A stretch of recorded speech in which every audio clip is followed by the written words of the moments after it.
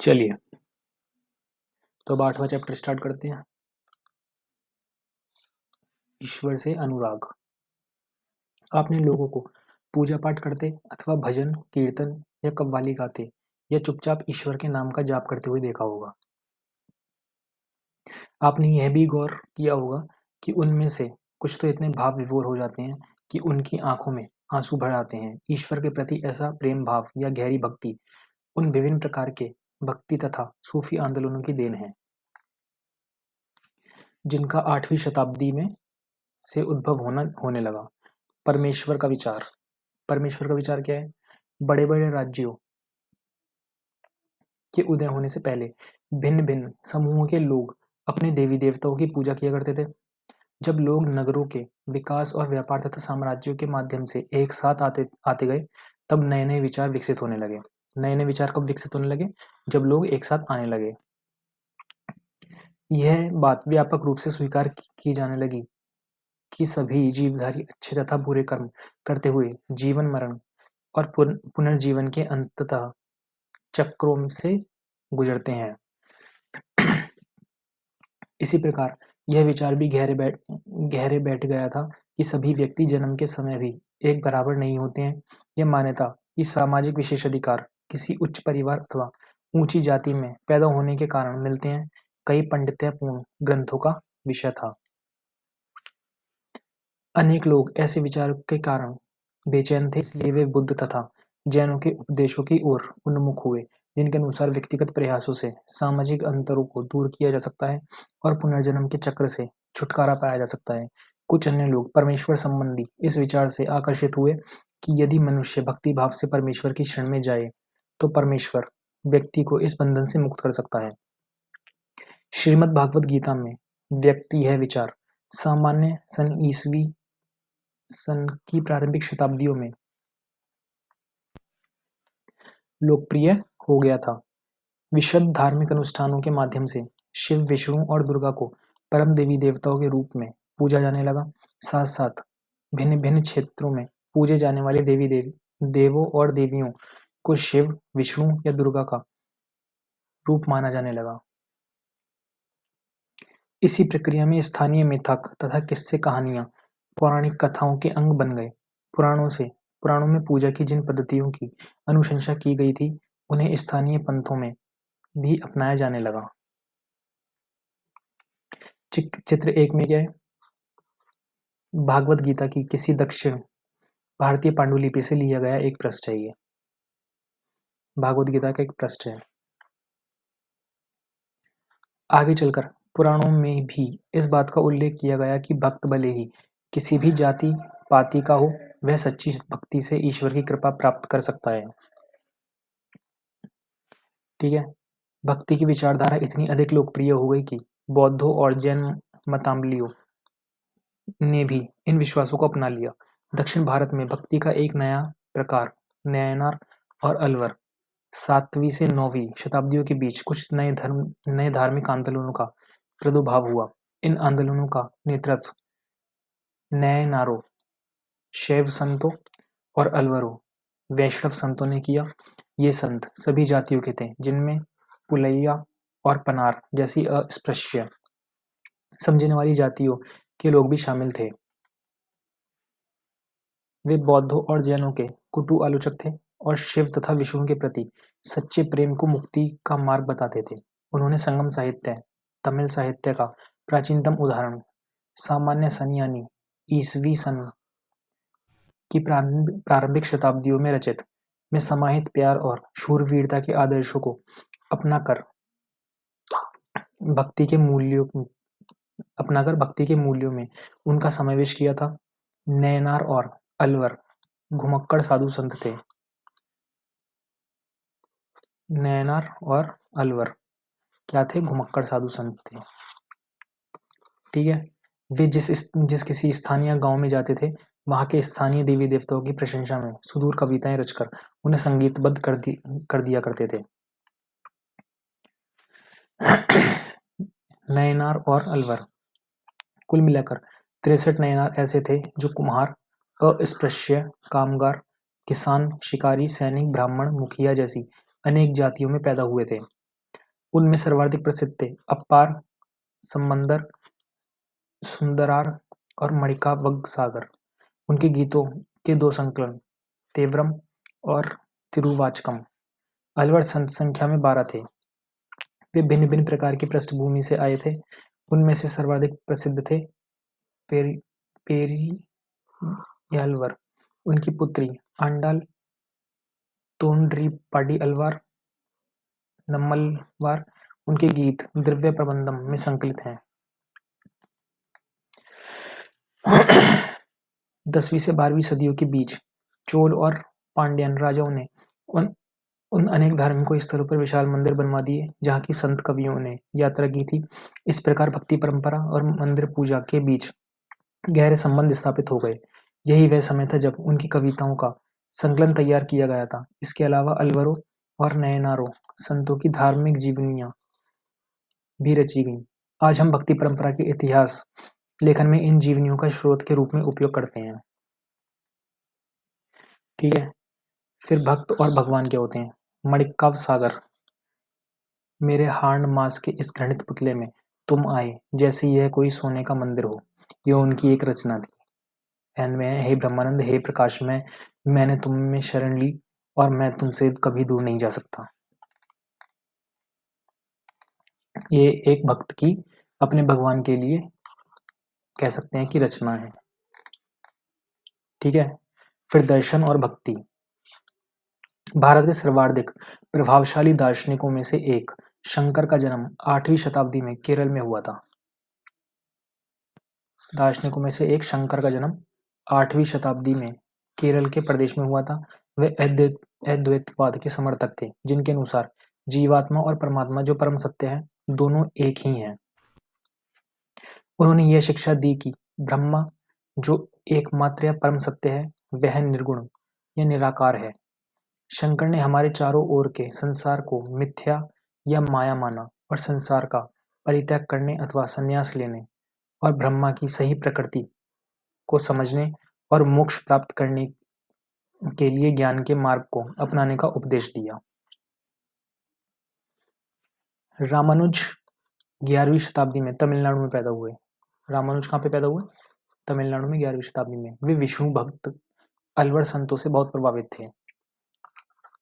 अलवर संत जो क्या थे? विष्णु भक्त थे।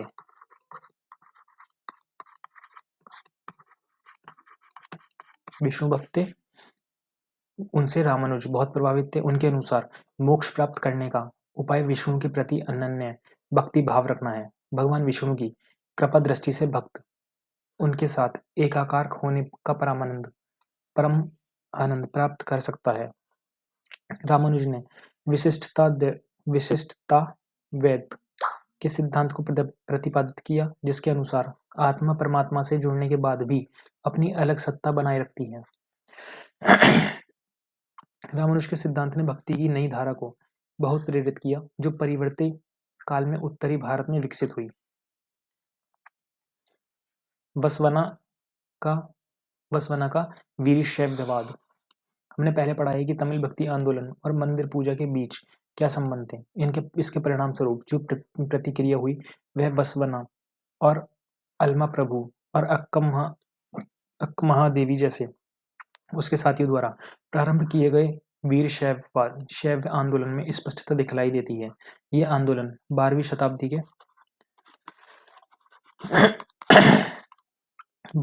मध्य में कर्नाटक में प्रारंभ हुआ था। वीर शैवों ने सभी व्यक्तियों की समानता के पक्ष में और जाति तथा नारी के प्रति व्यवहार के बारे में ब्राह्मणवादी विचारधारा के विरुद्ध अपने प्रबल तर्क प्रस्तुत किए। इसके अलावा वे सभी प्रकार के कर्मकांडों और मूर्ति पूजा के विरोधी थे। सभी प्रकार के कर्मकांडों और मूर्ति पूजा के विरोधी थे। ठीक है, ये वीर शैवों के वचन धनवान लोग, नीचे दिए गए वचन और कथन दिखाए हैं। धनवान लोग शिव के लिए मंदिर बनाते हैं, मैं एक गरीब आदमी क्या करूं।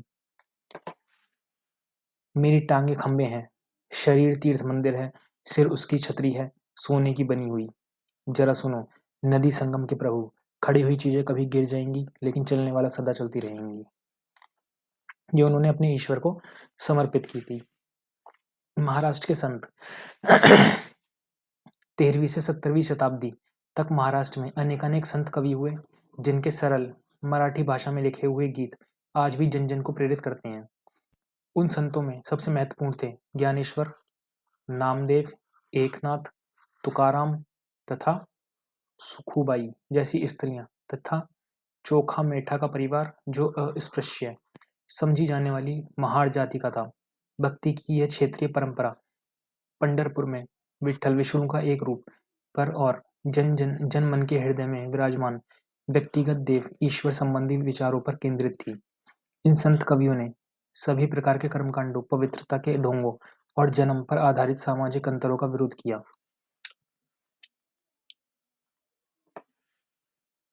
यहाँ तक कि उन्होंने संन्यास के विचारों को भी ठुकरा दिया और किसी भी अन्य व्यक्ति की तरह रोजी रोटी कमाते हुए परिवार के साथ रहने और विनम्रता पूर्वक जरूरतमंद साथी व्यक्तियों की सेवा करते हुए जीवन बिताने को अधिक पसंद किया।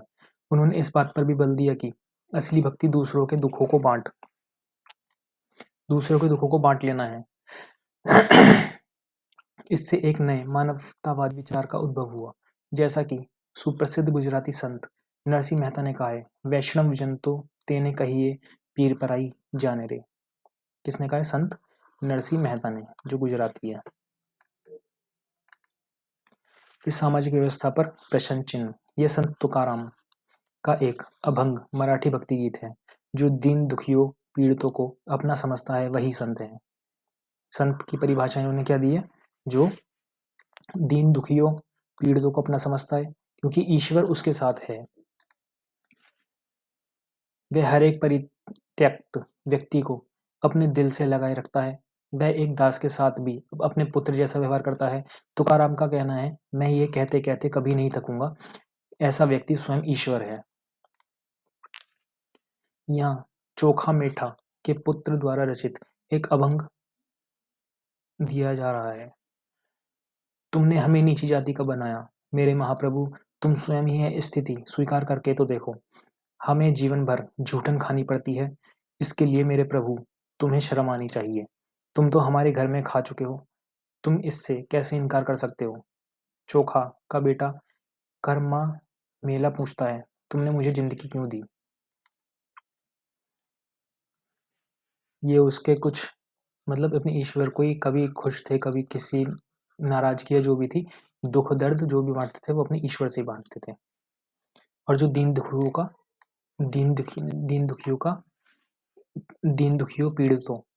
दुखियों पीड़ितों को समझता था, अपना समझता था, वह संत कहलाता था।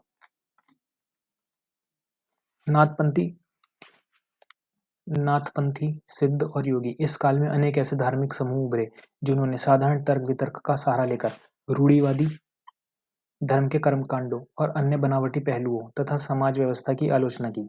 उनमें नाथपंथी, सिद्धाचार और योगी जन उल्लेखनीय हैं। उन्होंने संसार का परित्याग करने का समर्थन किया। उनके विचार से निराकार परम सत्य का चिंतन मनन और उसके साथ एक हो जाने की अनुभूति ही मोक्ष का मार्ग है।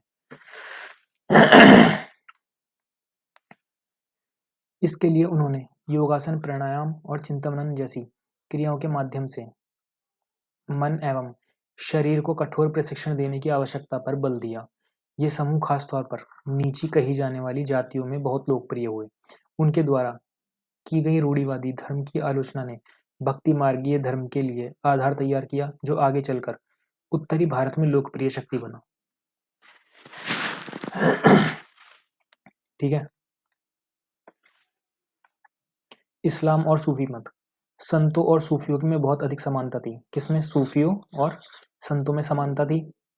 यहाँ तक कि यह भी माना जाता है कि उन्होंने आपस में कई विचारों का आदान प्रदान किया। उन्हें अपना सूफी मुसलमान रहस्यवादी थे। वे धर्म के भारी आडंबरों को अस्वीकार करते हुए ईश्वर के प्रति प्रेम और भक्ति तथा सभी मनुष्य के प्रति दया भाव रखने पर बल देते थे। इस्लाम ने एकेश्वरवाद यानी एक अल्लाह के प्रति पूर्ण समर्पण का दृढ़ता से प्रचार किया।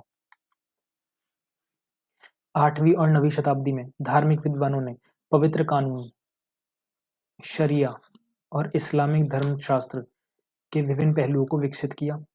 इस्लाम धीरे धीरे और जटिल होता गया, जबकि सूफियों ने एक अलग रास्ता दिखाया जो ईश्वर के प्रति व्यक्तिगत समर्पण पर बल दिया। सूफी लोगों ने मुस्लिम धार्मिक विद्वानों द्वारा निर्धारित विशुद्ध कर्मकांड और आचार संहिताओं को बहुत कुछ अस्वीकार कर दिया। वे ईश्वर के साथ ठीक उसी प्रकार जुड़े रहना चाहते थे जिस प्रकार एक प्रेमी दुनिया की परवाह किए बिना अपनी प्रियतमा के साथ जुड़े रहना चाहता है। संत कवियों की तरह सूफी लोग भी अपनी भावनाओं को व्यक्त करने के लिए काव्य रचना किया करते थे। गद्य में एक विस्तृत साहित्य तथा कई किस्से कहानियां इन सूफी संतों के इर्द गिर्द विकसित हुई। मध्य एशिया के महान सूफी संतों में गजराली, रूमी, सादी के नाम उल्लेखनीय हैं। नाथपंथियों, सिद्धों और योगियों की तरह सूफी भी यही मानते थे कि दुनिया के प्रति अलग नजरिया अपनाने के लिए दिल को सिखाया पढ़ाया जा सकता है। उन्होंने किसी औलिया या पीर की देखरेख में जिक्र, नाम का जप, चिंतन, समा यानी कि गाना, रक्स, नृत्य, नीति चर्चा, सांस पर नियंत्रण आदि के जरिए प्रशिक्षण की विस्तृत रीतियों का विकास किया। इस प्रकार आध्यात्मिक सूफी उस्तादों की पीढ़ियों सिलसिलाओं का प्रादुर्भाव हुआ। इनमें से हर एक सिलसिला निर्देशों व धार्मिक क्रियाओं का थोड़ा बहुत अलग तरीका अपनाती थी।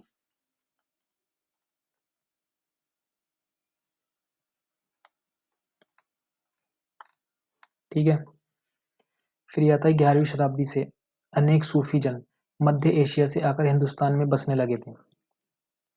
दिल्ली सल्तनत अध्याय 3 की स्थापना के साथ यह प्रक्रिया उस समय और भी मजबूत हो गई जब महाद्वीप में सर्वत्र बड़े बड़े अनेक सूफी केंद्र विकसित हो गए। चिश्ती सिलसिला इन सभी सिलसिलों में सबसे अधिक प्रभावशाली था। इसमें औलियाओं की एक लंबी परंपरा थी, जैसे अजमेर के ख्वाजा मुइनुद्दीन चिश्ती, दिल्ली के कुतुबुद्दीन बख्तियार काकी, पंजाब के बाबा फरीद, दिल्ली के ख्वाजा निजामुद्दीन औलिया और गुलबर्ग के बंदनवाज गीसुदर्राज। फिर आते हैं सूफी संत अपने खानकाहों में विशेष बैठकों का आयोजन करते थे, जहाँ सभी प्रकार के भक्तगण, जिनमें शाही घरानों के लोग तथा अभिजात आम लोग भी शामिल होते थे, इन खानकाहों में आते थे। वे आध्यात्मिक विषयों पर चर्चा करते थे। अपनी दुनियादारी की समस्याओं को सुलझाने के लिए संतों से आशीर्वाद मांगते थे अथवा संगीत नृत्य के जलसों में ही शामिल होकर चले जाते थे। अक्सर लोग यह समझते थे कि सूफी औलियाओं के पास चमत्कारिक शक्तियां होती हैं जिनसे आम लोगों को बीमारियों और तकलीफों से छुटकारा मिल सकता है। सूफी संत की दरगाह एक तीर्थ स्थल बन जाता था, जहां सभी ईमान धर्म के लोग हजारों की संख्या में इकट्ठे होते थे। ठीक है, फिर ये गया मालिक यानी कि प्रभु की खोज। जलालुद्दीन रूमी 13वीं सदी का महान सूफी शायर था। कौन? जलालुद्दीन रूमी। वह ईरान का रहने वाला था। उसने फारसी में काव्य रचना की। उसकी कीर्ति का उदाहरण प्रस्तुत है। वह ईसाइयों की सूली पर नहीं था। मैं हिंदू मंदिरों में गया, वहां भी उसका कोई नामो निशान नहीं था। ना तो वह ऊंचाइयों में मिला, ना ही खाइयों में। मैं मक्का के काबा में भी गया, वह वहां भी नहीं था। मैंने उसके बारे में दार्शनिक एविसेना से पूछा, वह एविसेना की पहुंच से परे था। मैंने अपने दिल में झांका, यही उसकी जगह थी। वही मैंने उसे पाया और वह और कहीं नहीं था। उत्तर भारत में धार्मिक बदलाव। 13वीं शताब्दी, 13वीं सदी के बाद उत्तरी भारत में भक्ति आंदोलन की एक नई लहर आई। भक्ति आंदोलन की एक नई लहर आई। यह एक ऐसा युग था जब इस्लाम, ब्राह्मणवादी हिंदू धर्म, सूफी मत, भक्ति की विभिन्न धाराओं ने और नाथपंथियों, सिद्धों और योगिनों ने परस्पर एक दूसरे को प्रभावित किया। कब? 13वीं शताब्दी में इन सभी ने एक दूसरे को प्रभावित किया। हम देखा कि नए नगरों अध्याय 6 और राज्यों 2, 3, 4 का उद्भव हो रहा था। लोग अपने लिए नए नए व्यवसाय और नई नई भूमिकाएं खोज रहे थे। ऐसे लोग विशेष रूप से शिल्पी, कृषक, व्यापारी और मजदूर इन नए संतों के विचारों को सुनने के लिए इकट्ठे हो जाते थे। फिर वे उनका प्रचार करते थे। ठीक है, उनमें से कबीर और बाबा गुरु नानक जैसे कुछ संतों ने सभी आडंबरपूर्ण रूढ़िवादी धर्मों को अस्वीकार कर दिया। तुलसीदास और सूरदास जैसे कुछ अन्य संतों ने उस समय विद्यमान विश्वासों तथा पद्धतियों को स्वीकार करते हुए उन्हें सबकी पहुंच में लाने का प्रयत्न किया। तुलसीदास ने ईश्वर को राम के रूप में धारण किया। अवधि पूर्व उत्तर प्रदेश की बोली में लिखी गई तुलसीदास की रचना रामचरितमानस उनके भक्तिभाव की अभिव्यक्ति और साहित्यिक कृति दोनों ही दृष्टियों से महत्वपूर्ण है।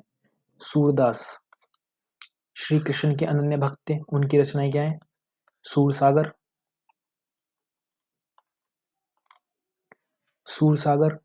सूरसारावली, साहित्य लहरी, ये तीन जो है इंपॉर्टेंट हैं। सूरसागर, साहित्य लहरी और सूरसागर, साहित्य लहरी और ये सूरसारावली। ठीक है, ये भक्ति संत और उनसे जुड़े क्षेत्र थे। ये राजस्थान में दादू 16वीं से 17वीं शताब्दी, मीराबाई 16वीं शताब्दी, उत्तर प्रदेश में सूरदास 16वीं शताब्दी, रामानंद, कबीर, रैदास, बल्लभाचार्य, तुलसीदास, ये सब। अरुणाचल प्रदेश, असम शंकरदेव, चैतन्य देव प्रभु, सभी अलग अलग जगह से सभी लोग अपने अपनी भक्ति आंदोलन से जुड़ रहे थे, भक्ति संत बन रहे थे। संग्रहित एवं भक्ति भाव को अभिव्यक्त करती है। असम के शंकरदेव परवर्ती 15वीं शताब्दी में जो इन्हीं के समाकालीन थे, ने विष्णु की भक्ति पर बल दिया। असमिया भाषा में कविताएं, नाटक लिखे। उन्होंने नामघर, किन्ने नामघर, कविता पाठ और प्रार्थना गृह स्थापित करने की पद्धति चलाई, जो आज तक चल रही है। ये पद्धति किसने चलाई? शंकरदेव ने। नामघर, कविता पाठ करने और प्रार्थना गृह। इस परंपरा में दादू दयाल, रविदास, मीराबाई जैसे संत भी शामिल थे। मीराबाई एक राजपूत राजकुमारी थी जिनका विवाह 16वीं शताब्दी में मेवाड़ के एक राजसी घराने में हुआ था। मीराबाई रविदास, जो अस्पृश्य जाति के माने जाते थे, यानी कि अछूत, जिनको छू नहीं सकते, की अनुयायी बन गई। वे कृष्ण के प्रति समर्पित थी। उन्होंने अपने गहरे भक्तिभाव को कई भजनों में अभिव्यक्त किया है। उनके गीतों ने उच्च जातियों की रीतियों नियमों को खुली चुनौती दी तथा ये गीत राजस्थान व गुजरात के जनसाधारण में बहुत लोकप्रिय हुए। इन संतों में अधिकांश का विशिष्ट अभिलक्षण यह है कि इनकी कृतियां क्षेत्रीय भाषाओं में रची गईं और इन्हें आसानी से गाया जा सकता था, इसलिए ये बेहद लोकप्रिय हुई। पीढ़ी दर पीढ़ी मौखिक रूप से चलती रहीं। प्राय इन गीतों के प्रसारण में सर्वाधिक निर्धन, सर्वाधिक वंचित समुदाय और महिलाओं की भूमिका रही है। प्रसारण की इस प्रक्रिया में ये सभी लोग अक्सर अपने अनुभव भी जोड़ देते थे। इस तरह आज मिलने वाले गीत संतों की रचनाएं तो हैं ही, साथ साथ उन पीढ़ियों के लोगों की रचनाएं मानी जा सकती हैं जो उन्हें गाया करते थे। वे हमारी जीती जागती जन संस्कृति का अंग बन गई हैं। मेरा द्वारा रचा गया गीत। लोक लाज कुलेरा मर्यादा जंग मां जेक अणे रखियां, महल अटारी हम सब त्यागे। ये राजस्थान में लिखा गया होगा। त्याग्यो थारो बसनो शहर, ये था। ये उनका गीत था। ठीक है। कबीर, नजदीक से एक नजर। कबीर संभवतः 15वीं और 16वीं सदी में हुए थे। वे अत्यधिक प्रभावशाली संत थे। उनका पालन पोषण बनारस में या उसके आसपास के एक मुसलमान जुल्हा यानी बुनकर परिवार में हुआ था। उनके जीवन के बारे में हमारे पास बहुत कम विश्वसनीय जानकारी है। हमें उनके विचारों की जानकारी उनकी सखियों और पदों के विशाल संग्रह से मिलती है, जिनके बारे में यह कहा जा सकता है कि इनकी रचना तो कबीर ने की थी, परंतु ये घुमंतू भजन गायकों द्वारा गाए जाते थे। इनमें से कुछ भजन गुरु ग्रंथ साहब, पंचवाणी, बीजक में संग्रहित एवं सुरक्षित हैं। सच्चे प्रभु की खोज में ये कबीर की एक रचना है। अलहराम जीऊं तेरे नाई, बंदे ऊपरी मिहार करो मेरे साईं, पूरी। ठीक है, तो ये देखते हैं कबीर के उपदेश प्रमुख धार्मिक परंपराओं की पूर्ण एवं प्रचंड अस्वीकृति पर आधारित थे। उनके उपदेशों में ब्राह्मणवादी हिंदू धर्म और इस्लाम दोनों की बाह्य आडंबर पूर्ण पूजा के सभी रूपों का मजाक उड़ाया गया। उनके काव्य की भाषा बोलचाल की हिंदी थी, जो आम आदमियों द्वारा आसानी से समझी जा सकती थी। उन्होंने कभी-कभी रहस्यमयी भाषा का भी प्रयोग किया, जिसे समझना कठिन होता है। कबीर निराकार परमेश्वर में विश्वास रखते थे। उन्होंने यह उपदेश दिया कि भक्ति के माध्यम से ही मोक्ष यानी मुक्ति प्राप्त हो सकती है। हिंदू तथा मुसलमान दोनों लोग उनके अनुयायी हो गए। बाबा गुरु नानक नजदीक से कबीर की अपेक्षा बाबा गुरु नानक 1459 से 1539 के बारे में हम कहीं अधिक जानते हैं। तलवंडी पाकिस्तान में ननकाना साहब में जन्म लेने वाले बाबा गुरु नानक ने करतारपुर रावी नदी के तट पर डेरा बाबा नानक में एक केंद्र स्थापित करने से पहले कई यात्राएं की। उन्होंने बाबा गुरु नानक का केंद्र कहाँ पे था? करतारपुर में। और जन्म कहाँ पे हुआ? तलवंडी पाकिस्तान में। ठीक है। उन्होंने अपने अनुयायियों के लिए करतारपुर में एक नियमित उपासना पद्धति अपनाई, जिसके अंतर्गत उन्हीं के शब्दों यानी कि भजनों को गाया जाता था। उनके अनुयायी अपने अपने पहले धर्म या जाति अथवा लिंग भेद को नजरअंदाज करके एक सांझी रसोई में इकट्ठे खाते पीते थे। इसे लंगर कहा जाता था। साथ में बैठकर खाते पीते थे, उसे क्या कहा जाता था? लंगर कहा जाता था। बाबा गुरु नानक ने उपासना और धार्मिक कार्यों के लिए जो जगह नियुक्त की थी, उसे धर्मशाल कहा गया। आज इसे गुरुद्वारा कहते हैं। गुरुद्वारा किसे कहते हैं? गुरुद्वारा धर्मशाल को। जो किसने बनाया था? गुरु नानक। ठीक है। 1539 में अपनी मृत्यु के पूर्व बाबा गुरु नानक ने एक अनुयायी को अपना उत्तराधिकारी चुना। इनका नाम लहणा था, लेकिन ये गुरु अंगद के नाम से जाने गए। गुरु अंगद नाम का महत्व यह था कि गुरु अंगद बाबा गुरु नानक के ही अंग माने गए।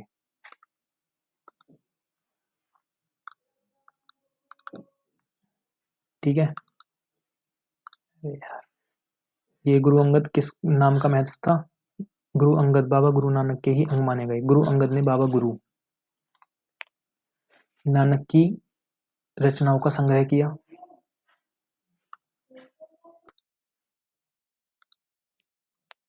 उस संग्रह में अपनी कृतियों भी जोड़ दी। संग्रह एक नई लिपि गुरुमुखी में लिखा गया था। गुरु अंगद के 3 उत्तराधिकारियों ने अपनी रचनाएं नानक के नाम से लिखी। गुरु ग्रंथ साहब की आरंभिक पांडुलिपि ये थी। ठीक है, ये भी इम्पोर्टेंट है। गुरु अंगद के 3 उत्तराधिकारियों ने अपनी रचनाएं नानक के नाम से लिखी। ठीक है, और ये संग्रह को ये गुरु अंगद ने बाबा गुरु नानक की रचनाओं का संग्रह किया।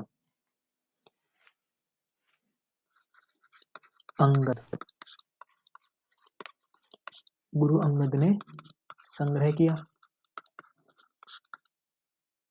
नानक की कृतियों का। इन कृतियों को क्या क्या कहा गया? गुरुमुखी। ठीक है, इन सभी का संग्रह गुरु अर्जुन ने 1604 में किया। इस संग्रह में शेख फरीद, संत कबीर, भगत नामदेव, गुरु तेग बहादुर जैसे सूफियों, संतों और गुरुओं की वाणी जोड़ी गई। 1706 में इस बृहत संग्रह को गुरु तेग बहादुर के पुत्र व उत्तराधिकारी गुरु गोविंद सिंह ने प्रमाणित किया। आज इस संग्रह को सिखों के पवित्र ग्रंथ गुरु ग्रंथ साहब के रूप में जाना जाता है। जो पूरा संग्रह हुआ वो हुआ 1706 में।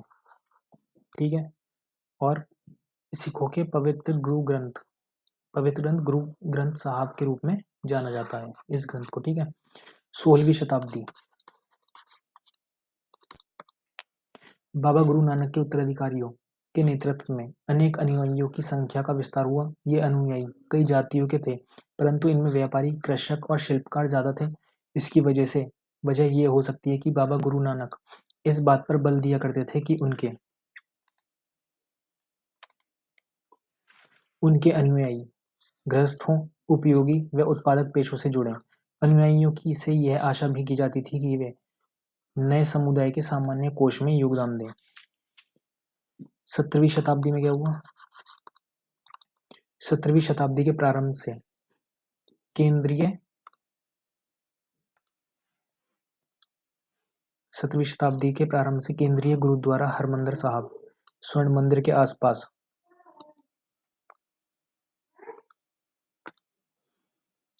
स्वर्ण मंदिर के केंद्रीय गुरुद्वारा हरमंदिर साहब ने स्वर्ण मंदिर के आसपास रामदासपुर शहर अमृतसर विकसित होने लगा। ठीक है, प्रशासन में ही है वस्तुतः स्वतः था।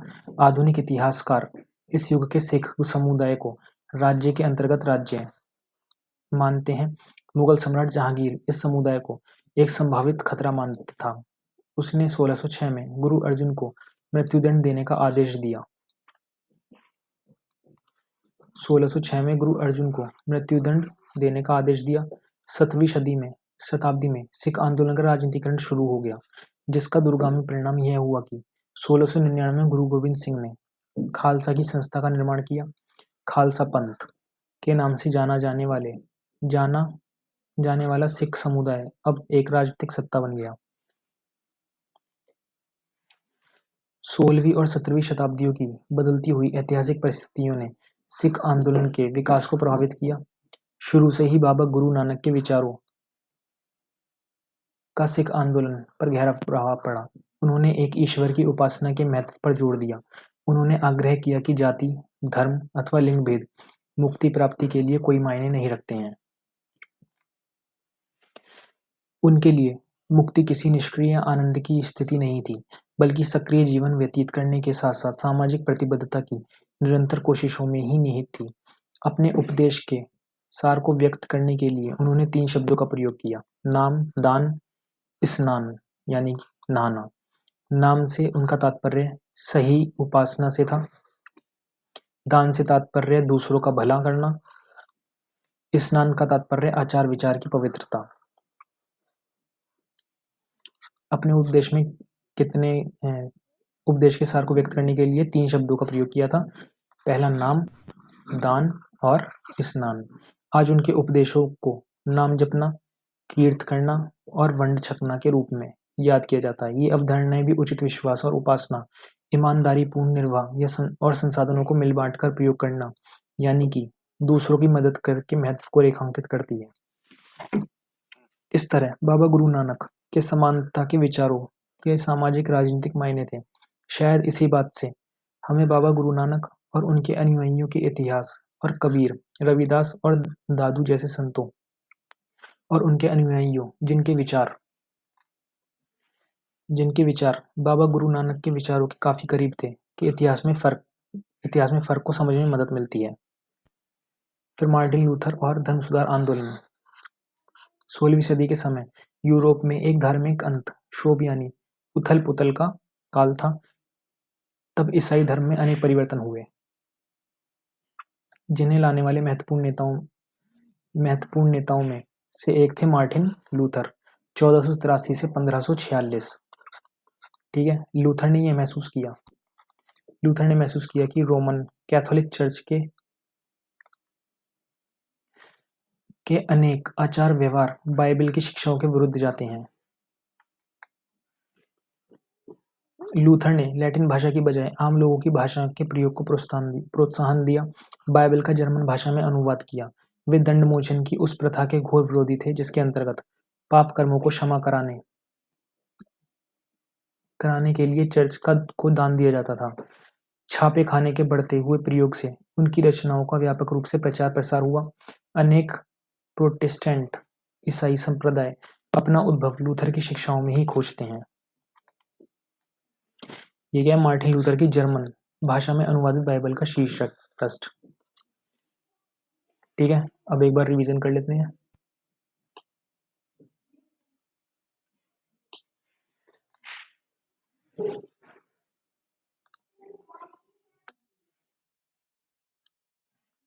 परमेश्वर का विचार। अच्छा, ये तो दोबारा देखते हैं एक बार। ये परमेश्वर का विचार इतना कुछ है नहीं।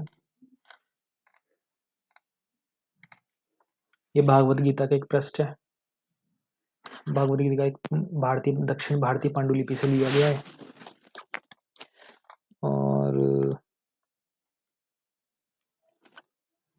ये नैनार और अलवर घुमक्कड़ साधु संत थे। ठीक है।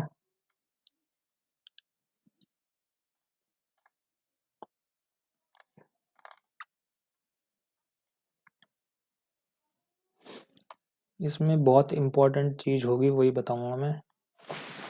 बहुत इम्पोर्टेंट चीज होगी वही बताई जाएगी रिवीजन में, जो पक्का क्वेश्चन बनते हैं जिसपे। अलवर, अच्छा ये नैनार और अलवर थे दो। अलवर विष्णु भक्त हुआ करते थे। ठीक है।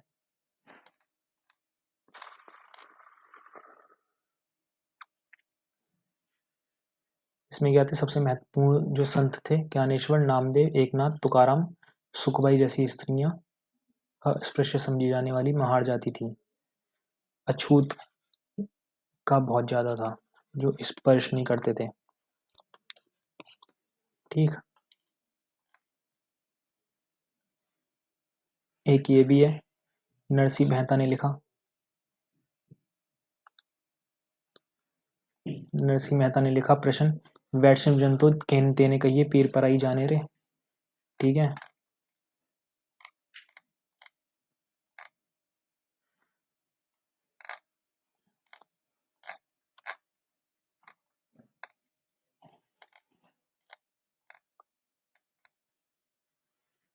इसमें क्या है, 13वीं शताब्दी में धीरे धीरे बदलाव आने लगे थे। धर्म परिवर्तन में बदलाव आने लगे थे। इस्लाम, ब्राह्मणवादी, हिंदू धर्म, सूफी मत, भक्ति की विभिन्न धाराएं ने एक दूसरे को प्रभावित करने लगे थे। ये तुलसीदास सबसे ज्यादा इंपॉर्टेंट, जो बाद में समरी में बताएंगे भी। अभी कुछ भी नोट करने की जरूरत नहीं है, सिर्फ सुन लो। तुलसीदास की रचना रामचरितमानस उनके भक्ति भाव की अभिव्यक्ति और साहित्यिक कृति दोनों की दृष्टि से महत्वपूर्ण है। रामचरितमानस की रचना किसने की थी? तुलसीदास ने। और फिर सूरदास की रचनाएं कौन कौन सी हैं? सूरसागर,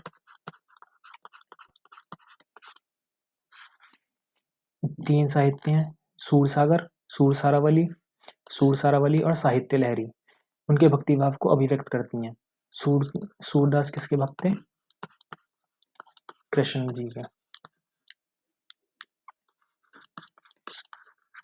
कृष्ण जी के भक्त थे।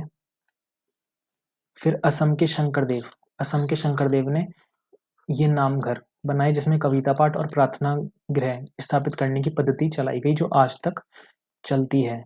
और इनकी परंपरा को दादू दयाल, रविदास, मीराबाई सभी ने फॉलो किया लगभग। ठीक है।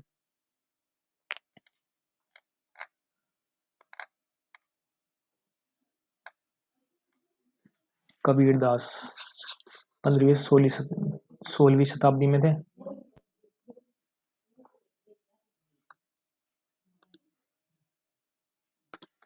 15वीं से 16वीं शताब्दी में थे। उनके जो भजन कुछ थे वो गुरु ग्रंथ साहब, पंचवाणी और बीजक में संग्रहित एवं सुरक्षित हैं। ठीक है।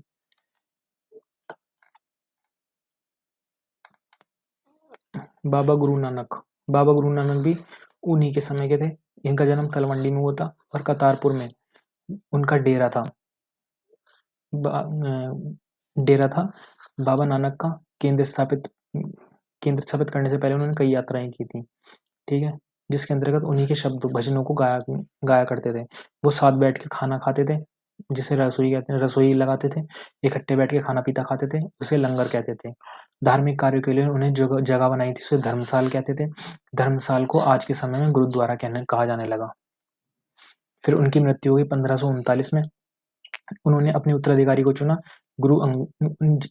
उत्तराधिकारी का नाम लहड़ा था, लेकिन ये गुरु अंगद के नाम से जाने गए। जिन्हें किसके नाम से जाना गया? गुरु अंगद। ठीक है। गुरु अंगद ने बाबा गुरु के जो कृतियां थी, जो रचनाएं थी, उनका संग्रह किया और उस संग्रह को क्या कहा गया? गुरुमुखी। नई लिपि गुरुमुखी, ये गुरुमुखी इस लिपि में लिखा गया, गुरुमुखी में लिपि में। और बाद में गुरु नानक 3 अधिकारियों ने अपनी रचनाएं लिखी नानक के नाम से। वो जो बोलते थे उन्हीं को लिखा, इसलिए उन्होंने क्या कहा कि ये नानक की रचनाएं हैं, ये हमारी रचना नहीं है। फिर गुरु अंगद, ठीक है।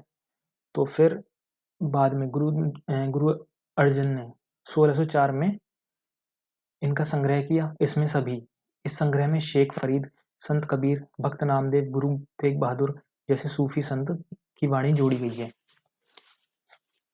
फिर 1704 में इन सभी को गुरु तेग बहादुर के पुत्र व उत्तराधिकारी गुरु गोविंद सिंह ने प्रमाणित किया, जिसे एक ग्रंथ में समाप्त कर लिया और गुरु ग्रंथ साहब के रूप से जाने जाने लगा। ठीक है, बस इसमें इतना ही है। एक ये उपदेश जो देते थे वो 3 थे मेन, नाम, दान और स्नान। ये मार्टिन लूथर है। मार्टिन लूथर का सबसे जो मेन है, इसने जर्मन में अनुवाद किया, बाइबल का जर्मन में अनुवाद किया, इसलिए इसको याद करते हैं। यहाँ पर ये अध्याय खत्म होता है। अब मिलेंगे अगले अध्याय में। वीडियो अच्छी लगी तो लाइक करें, चैनल सब्सक्राइब करें और शेयर करें, जिसके लिए आप